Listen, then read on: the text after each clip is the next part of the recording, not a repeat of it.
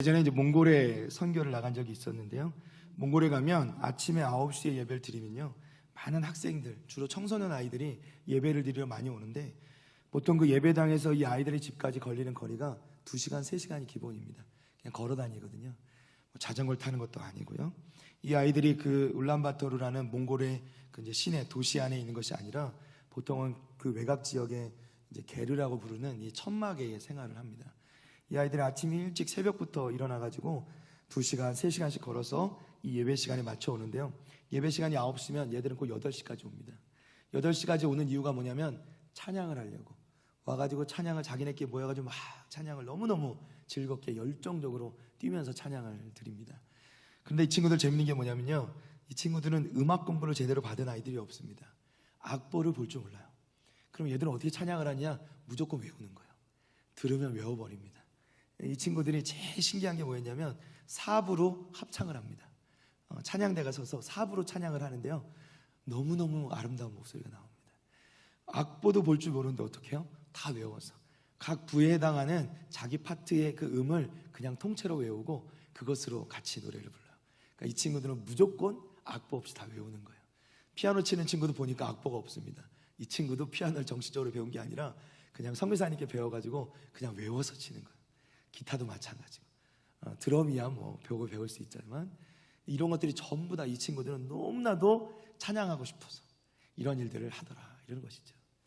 또 제가 중국에 선교 나갔을 때는요, 중국엔 가정교회, 이른바 지하에서 몰래 예배를 드리는 이런 가정교회를 방문하는데요, 그 중국의 가정교회는 역시 예배 한번 드리려면 온통 그 지역 그 예배실의 주위를 암막으로 칩니다. 밖에서 절대 볼 수 없게 까만 천으로 둘러치고 이제 불을 켜고서 찬양을 드리는데 큰 소리로 못해요. 밖에 소리가 흘러나가면 공안들이 출동하기 때문에. 그래서 작은 소리를 찬양하는데 그 청년들이 모여가지고 찬양을 하는데요, 그 작은 목소리가 얼마나 힘이 있는지, 그리고 얼마나 그 찬양을 간절하게 하는지, 그 찬양이 그렇게 은혜가 될 수 없습니다. 그리고 말씀이 시작되면요, 이 친구들은 말씀의 그 내용을 듣기 전에 말씀이 선포되어지는 그 시간부터, 첫 시간부터 끝 때까지 계속 옵니다. 그 은혜 때문에, 그 은혜를 받느라고. 참 신기한 경험이었습니다. 참 생각해보면 우리나라, 우리 한국교회 정말 이렇게 마음껏 찬양할 수 있고 예배 드릴 수 있는 것이 얼마나 큰 은혜인지 모릅니다. 물론 우리가 코로나를 겪으면서 정말 많은 제약들이 있고 우리 찬양대도 서지 못하는 가운데 있지만은, 그럼에도 불구하고 우리가 함께 찬양할 수 있고, 우리가 6월달쯤에는 찬양대도 다시 이렇게 서려고 하는데 우리 장로님들하고 좀 이야기 나누려고 합니다. 그런데 우리가 정말 원하면은 찬양할 수 있잖아요. 집에서도 할 수 있고요. 그런데 마음껏 이렇게 찬양한다는 게 얼마나 귀하고 소중한 것입니다. 우리가 잊을 때가 너무 많다. 사랑하는 성도 여러분, 여러분은 어떤 때에 찬양을 하십니까? 여러분은 어떤 때에 찬양이 여러분의 입술에서 흘러나오십니까? 보통은 기쁠 때, 하나님께서 은혜 주실 때, 축복 주실 때, 또 정말 기쁜 일이 많이 있을 때, 뭐 축복의 의미가 여러 가지겠지만 베풀어 주신, 하나님께 베풀어 주신 것이 많을 때, 우리가 그것을 누릴 때 하나님을 찬양한다 이야기합니다. 그런데 한번 생각해 보시면 믿지 않는 사람도요, 기쁠 때는 찬양합니다. 노래가만 다를 뿐이지 기쁠 땐 그 사람들도 노래를 한단 말이죠. 그러면 우리가 드리는 찬양과 그 믿지 않는 사람들이 부르는 노래는 무엇이 다르냐 하는 것이죠. 믿는 자의 찬양은 무엇이 다른가 하는 것입니다. 오늘 본문에 나오는 사도 바울을 보면 이 사도 바울의 지금 상황이 결코 좋지 않습니다. 결코 좋은 상황 아닙니다. 그러나 사도 바울은 이 막막하고 답답한 이 상황 가운데서, 바로 그 상황 가운데서 하나님께 찬양을 드리고 있다는 겁니다.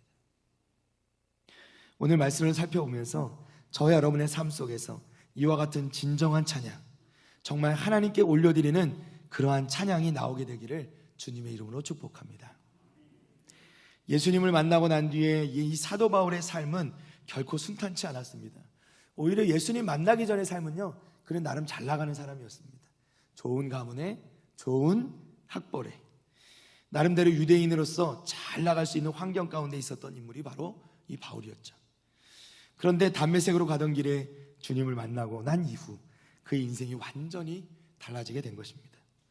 사도행전 9장 15절 말씀입니다. 주께서 이르시되 가라, 이 사람은 내 이름을 이방인과 임금들과 이스라엘 자손들에게 전하기 위하여 택한 나의 그릇이라. 아멘. 이 말씀과 더불어서 주님께서는 강권적으로 사도 바울을 만나주시고 불러주셨습니다. 사도 바울이 예수님을 만나고 난 이후에 말씀드린 대로 인생은 너무나도 평안하고 기쁨이 넘치는 인생이 아니라 고난과 핍박과 어려움이 쏟아지는 인생이 되었다라는 것이죠. 그의 인생은 더 이상 세상적으로는 잘 나가는 인생이 아니라는 것입니다. 사실 주님께서 사도 바울에게 능력도 주셨습니다.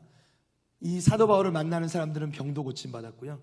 사도행전 19장 말씀에 보면 사도 바울이 쓰던 손수건이나 앞치마만 가져다가 사람들에게 대면 병자들이 낫는 역사도 있었습니다. 대단한 능력이죠. 독사에게 물려도 죽지 않을 만큼 그런 놀라운 능력, 사도 바울은 항상 그런 것을 체험하는 역사를 경험합니다. 그럼에도 불구하고 그의 삶은 결코 평탄하고 평안한 삶은 아니었다라는 것입니다. 오늘 본문에 등장하는 이 사건은 특별히 사도 바울의 두 번째 전도 여행 중에 일어난 사건입니다. 사도 바울은 이 첫 번째 전도 여행 때 소아시아 지역을 다니면서 열심히 복음을 전하고 또 교회를 세웠습니다. 그리고 2차 전도 여행을 준비하면서 먼저 세웠던 그 교회들을 좀 돌아보고 먼저 믿었던 이 복음을 들은 그 믿은 사람들을 좀 돌아보고자 하는 계획을 가지고 있었습니다. 그래서 예루살렘 교회에 보고하고 그는 이곳에 다녀오겠습니다 하고 이곳을 떠나려는 찰나에 하나님께서 이것을 막으십니다. 사도 바울이 꿈을 꾸는데 그 환상 중에 하나님께서 마게도냐 사람들을 보여주시면서 마게도냐 사람이 나타나 우리를 도우라 하는 말씀을, 그러한 환상을 보게 됩니다. 사도 바울은 그래서 방향을 완전히 바꾸어 소아시아 지역이 아니라 지금의 유럽 지역으로 방향을 거의 반대 방향으로 방향을 바꾸어 나가게 된 것입니다. 그리고 그 관문이 되는 마게도냐 지방의 이 빌립보라는 곳에 오늘 도착해 있는 것입니다. 신학자들의 연구에 따르면 당시 사도 바울이 이렇게 계획을 바꾸는 거 결코 쉬운 일이 아니었다고 말씀합니다. 왜냐하면 이 사도 바울도 어떻게 보면 당시로서는 선교사님이신 거예요. 선교사를 파송한 교회는 예루살렘 교회. 예루살렘 교회 그 선교사 파송교회 저 이렇게 다녀오겠습니다. 1차 때 돌았던 곳을 잘 다녀오겠습니다. 이렇게 인사하고 나왔는데 며칠 지나지 않아서 갑자기 잠을 자다가 꿈에서 환상을 보고 방향을 바꾸어 저쪽으로 가야 되겠습니다. 그렇게 보고를 해야 되는 거예요. 예루살렘 교인들이 뭐라고 생각할까? 아니 왜 이랬다 저랬다야 이렇게 생각할 수도 있지 않겠습니까? 이런 오해도 충분히 받을 수 있었을 것입니다. 그런데 사도 바울은요 이런 것들이 전혀 대응하지 않고 개의치 않고 묵묵히 그저 하나님의 인도하심을 따라 이곳 마게도냐의 지방의 빌립보까지 와 있다는 것입니다. 그렇게 어렵게 빌립보에 왔습니다. 자주장사 루디아를 전도하고 거기에 거하면서 며칠 동안 복음을 전했습니다. 근데 이 빌립보라는 곳이요 별로 그렇게 큰 도시는 아닙니다. 그런데 굉장히 우상이 만연한 도시였어요. 거기다가 이 사도 바울이 복음을 전하는데 다른 지역에서 복음을 전할 때는요 한 번만 전해도 많은 사람들이 주님께 돌아오고 회개하는 역사들이 일어났는데 유독 이 빌립보 지역에서는 복음을 전하는데 회심하는 사람들이 그렇게 많지가 않은 겁니다. 얼마나 답답했겠습니까? 전도에도 잘 되지 않을 때 정말 힘이 듭니다. 사도 바울 물론 힘들었을 겁니다. 그러나 하나님께서 인도하셔서 여기 와 있었기 때문에 그는 그저 그 자리에 변함없이 믿음으로 그 자리를 지키고 주님께서 맡겨준 일을 하고 있었습니다. 그런데 더 큰 일이 벌어집니다. 이곳 빌립보 지방에 살던 사람 중에 한 여인이 있는데 귀신 들린 여종이라 말씀합니다. 이 귀신 들린 여종은요 점을 치고 그 귀신 들린 것으로 예언을 하여서 그것으로 발명하면서 그 주인에게 많은 이익을 가져다 주던 여종이었습니다.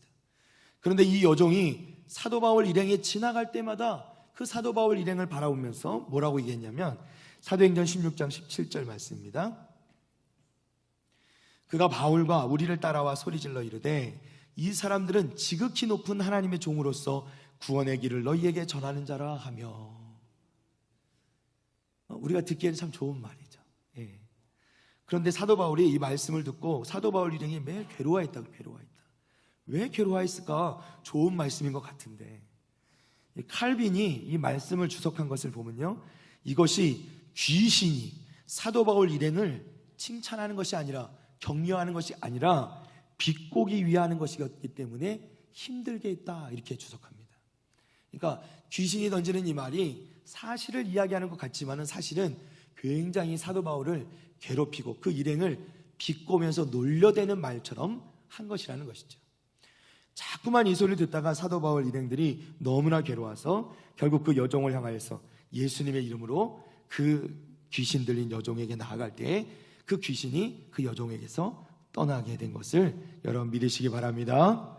여종은 해방이 됐습니다. 귀신에게서 풀려났습니다. 여종은 너무 좋은 것이죠. 그런데 누구에게 문제가 생기냐? 이 여종을 통해서 많은 이익을 취하던 주인이 하루아침에 자신의 돈벌이가 되는 수단이 사라져버린 것입니다. 그래서 이 주인들이 뿔이 나서요, 이 사도 바울 일행을 고발하고 이 일행을 잡아다가 말도 안 되는 핑계를 대고 관원들에 데려가서 매를 치고 옥에 가두어 버린 것입니다. 그래서 오늘 말씀 읽은 이 본문 말씀에 지금 사도 바울 일행은 감옥에 갇혀 있게 된 것이죠. 사랑하는 성도 여러분, 우리 삶에 이런 경우가 종종 있지 않습니까? 분명 우리가 옳은 것을 전하고 옳은 것을 말하는데도 때로 사람들에게 그저 그리스도인이라는 이유만으로 손가락질을 당하고 욕을 먹게 될 때가 있습니다. 심지어는 불이익을 당할 때도 있는 것이죠. 그저 성도라는 이유만으로 이러한 불이익을 당해야 되는 그때 우리가 마음이 얼마나 속이 상하고 얼마나 마음이 아픈지, 우리가 그리스도인이라는 이름 자체가 우리에게 굉장히 불편할 때가 분명히 있습니다. 그리스도인이라는 것이 밝혀지는 순간 모든 손해를 감내해야 할 때가 있다는 것입니다. 분명히 이성적으로 상식적으로 합리적으로 처리해야 함에도 불구하고 내가 그리스도인이라는 것 하나만으로 우리는 모든 손해를 감내해야 되는 경우가 있다는 것입니다. 아무리 억울해도 아무리 어려움을 당해도 불평 한마디 하지 못하고 할 말이 없이 그냥 기도하고 참을 수밖에 없게 될 때 우리 너무나도 마음이 아프죠. 사도 바울 일행도 생각지도 못했던 일로 인해 발에 착고까지 채워진 채로 아주 어두운 지하 감옥에 갇힌 죄인 신세가 되고 말았습니다. 사도 바울의 마음은 어땠을까요? 정말 아무런 죄도 없는데 감옥에까지 갇힌 신세, 너무나도 마음이 아프죠. 또 생각해 보십시오. 이곳에 누구 때문에 왔습니까? 자신이 가려던 계획을 누구 때문에 바꿨죠? 하나님 때문에 바꿨습니다. 하나님의 뜻을 따라 여기까지 온 것입니다. 이곳에 내가 오려고 한 것이 아니라 하나님께서 환상을 통해서 나를 이곳으로 인도해 오신 것입니다. 그러면 하나님께서 보내셨으니 내가 이곳에서 복음을 전하면 사람들도 많이 믿게 되고, 그리고 내가 복음을 전하는데 어려움이 없도록 형통하게 되고 도움의 손길도 많이 붙여주시고 잘 돼야 되지 않겠습니까? 그런데 오늘 말씀해 보니까 그 복음 전한 일에 어려움이 있을 뿐만 아니라 심지어는요, 편안한 것이 아니라 이제 하지도 않은 일로 억울하게 감옥에 잡혀와 매를 맞고 이 어두컴컴한 지하 감옥에 갇혀있는 신세가 되어버렸다는 것입니다. 이것은 그야말로 누가 생각해도 말로 표현할 수 없은 그런 좌절할 수밖에 없고 절망할 수밖에 없는 그런 상황이라는 것입니다. 바울의 이 상황은 인간적으로 볼 때는요, 너무나도 암울한 상황입니다. 분명히 하나님께서 가라고 하셔서 왔는데 이게 고난의 길인 것이죠. 사랑하는 성도 여러분, 우리의 삶이 이러한 암담한 처지에 놓일 때가 있습니다. 때로는 시련으로, 역경으로, 고난으로, 고민으로 그러한 밤들이 계속될 때도 있고요. 희망도 보이지 않고 때로는 우리 발이 착고에 묶여 있는 것 같이 헤어나올 수 없는 그런 상태가 될 때도 있습니다. 그것이 돈의 문제든 사람의 문제든 건강의 문제든 사업이든 가정이든 자녀의 문제이든 그것이 어떠한 것이든 간에 우리를 묶고 우리를 붙잡고 그 문제에 묶여서 어떻게 할 수 없는 상황 가운데 처해 있는, 우리는 하나님을 믿는다고 하고 믿음 생활 열심히 하고 기도 생활 열심히 하고 하나님 앞에 충성하고 있는데도 불구하고 그러한 어려움이 우리 가운데 닥쳐올 때 우리 가운데 큰 이 모순으로 인한 마음에 큰 깊은 고민이 생겨날 수 있다는 것이죠. 분명 하나님의 뜻을 따라 살려고 애를 쓰는데 왜 이렇게 어려울까? 분명히 노력하고 있는데 이거 분명히 하나님께 내게 주신 소명이라고 생각하고 내가 그렇게 충성하고 있는데 왜 내게는 이렇게 잘 풀리지 않고 어려움만 나올까? 정말 감사한 일이 많이 생겨서 찬양도 절로 나오고 기도도 절로 나오고 하면 얼마나 좋을까. 이렇게 안타까운 한숨만 나오는 것, 우리 인생일 때가 있다라는 것입니다. 그러나 사랑하는 북일의 성도 여러분, 성경은 우리에게 늘 이렇게 말씀하십니다. 우리의 믿음의 크기는 우리가 고난 가운데 있을 때 그것이 참으로 드러나게 된다는 것입니다. 우리가 진짜 잘 될 때 우리의 믿음의 크기가 드러나는 것이 아니라 고통 가운데 있을 때, 고난 가운데 있을 때 비로소 우리의 믿음의 크기가 드러나게 된다는 것을 여러분 믿으시기를 바랍니다. 그리고 중요한 게 있습니다.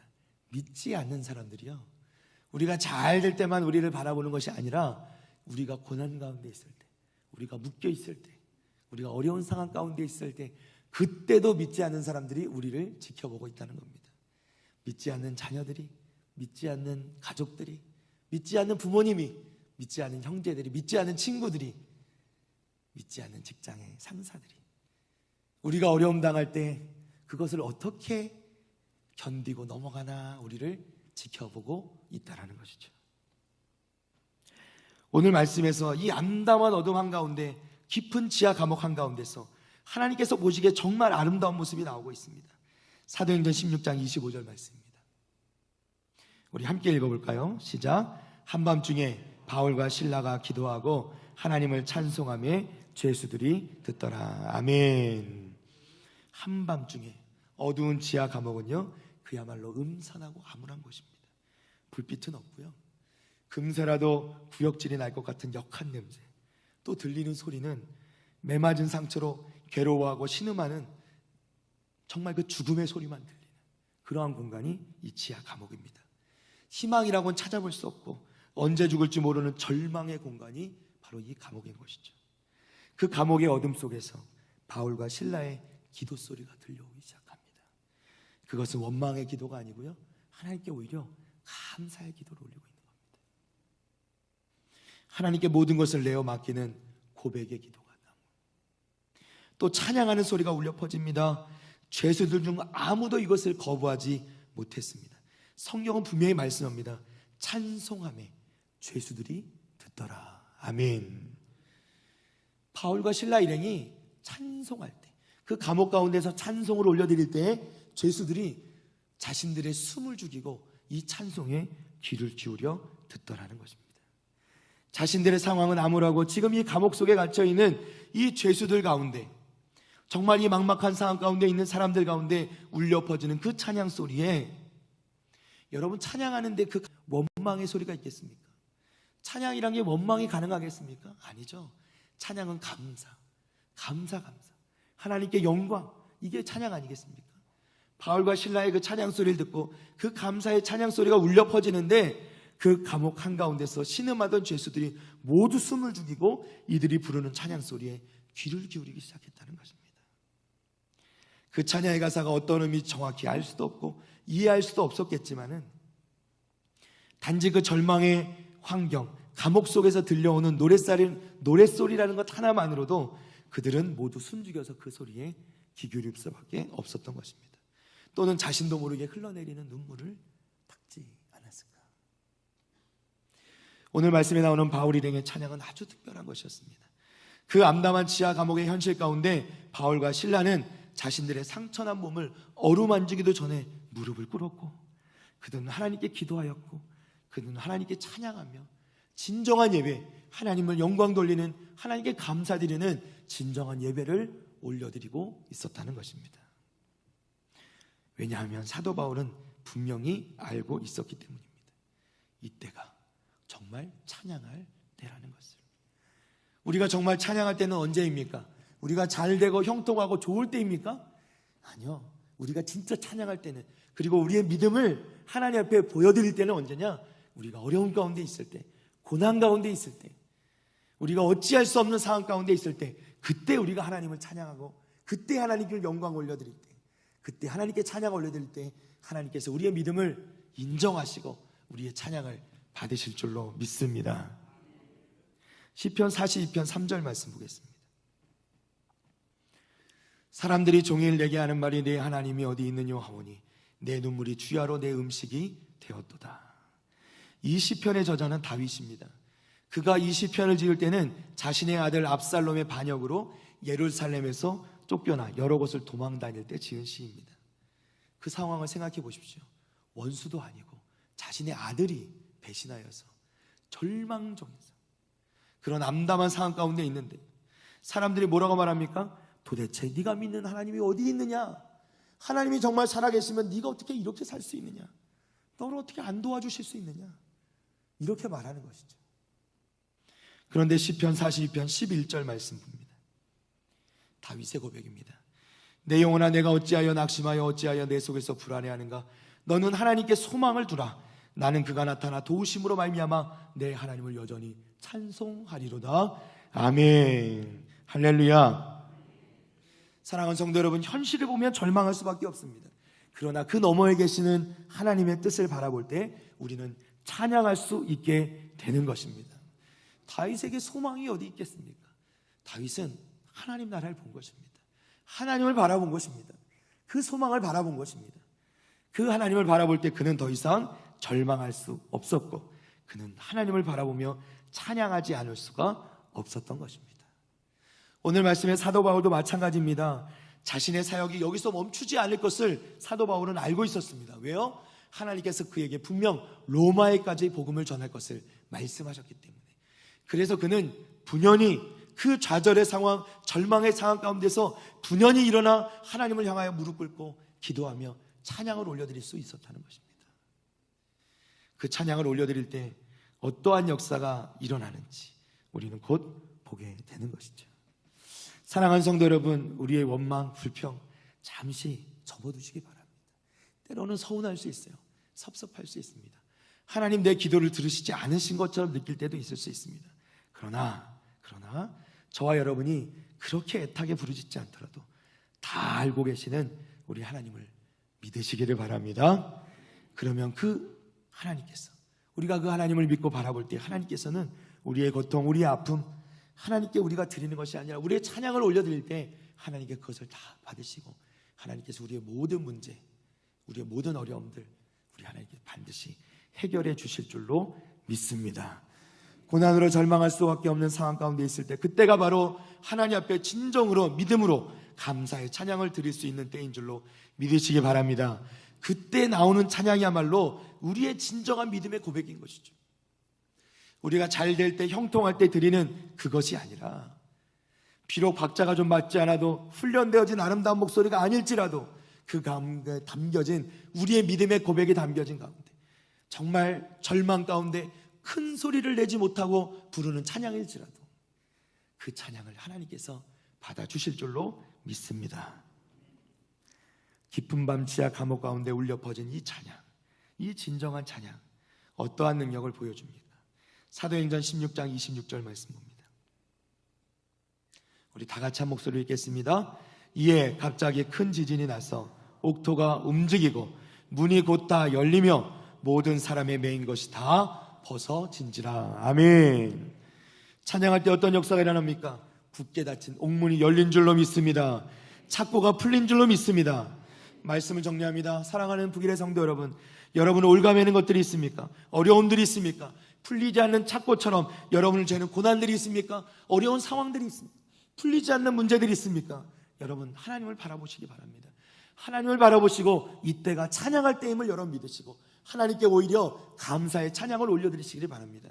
그때 하나님께 그 찬양을 받으시고 여러분의 믿음을 인정하실 때 하나님께서 여러분의 묶였던 그 모든 것을 풀어주시고 여러분이 눌렸던 것에서 자유케 하여 주시고 여러분을 해방시켜 주시며 여러분이 승리할 수 있도록 하나님께서 도와주실 줄로 믿습니다.